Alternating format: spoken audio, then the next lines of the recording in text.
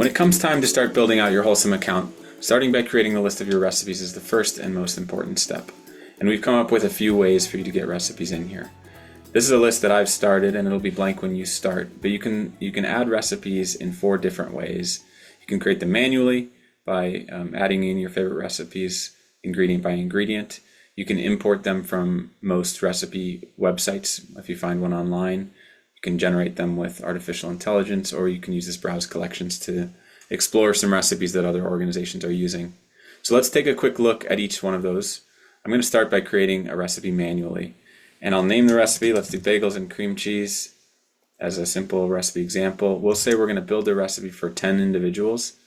Now keep in mind this will scale up and scale down later when we do our meal plan, so it doesn't particularly matter as long as the quantity of the ingredients matches appropriately to the servings, the number of individuals served here. So we'll say 10 whole bagels, and we can say 1 package of cream cheese, and you'll see there's a lot of different units that we could potentially use here when we're building out our recipes. It's important to think about what units we want to use across recipes to make our shopping list as clean as possible. We'll say cream cheese here. You'll notice that as I start typing here, it will look for potential matches from other ingredients found in other recipes. And it's important to find the right naming convention and to try to match to existing ingredients to keep your shopping list nice and clean.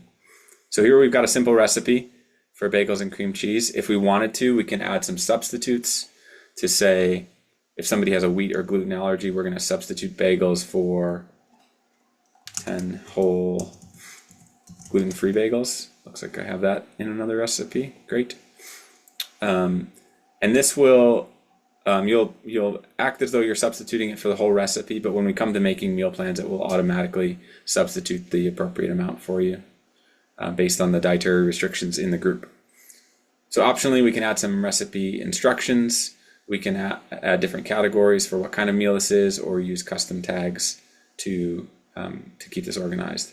So I'll save that recipe, and now I've added it to my list.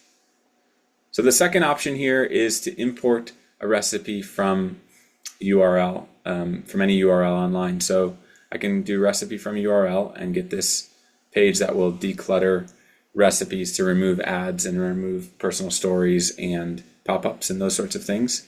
And we can just copy the URL. Here's one that I picked from allrecipes.com. And we can just paste this into the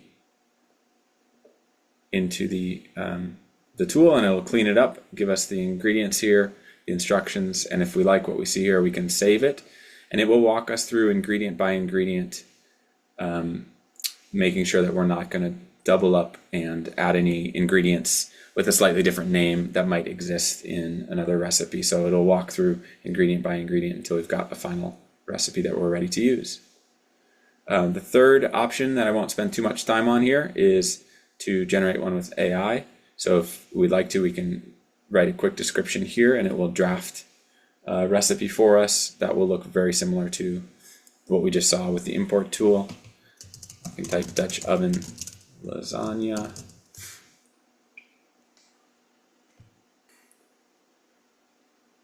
And here you see we have our Dutch oven lasagna recipe as created by our AI tool. And you'll notice that it does its best to first take a look at ingredients that are being used in other recipes and use those. And then where necessary, it will add new recipes. We can adjust the ingredients, and we can save this to our list as well. And then the final option is to browse collections. So this is a great tool where a lot of different companies that are using Wholesum have offered to share their recipes that you can peruse, take a look, and see if it looks like a good option for you, and save that option to your recipe list as well. And you'll notice that it's going to do the same thing where it's trying to match the ingredient from this recipe to one that you're using already across other recipes, so that we don't end up with duplicates. So that is, in a nutshell, how we can manage our list of recipes. And we can always come back in here, clone them, delete them, search for a specific recipe, sort them by tag, or sort them by category.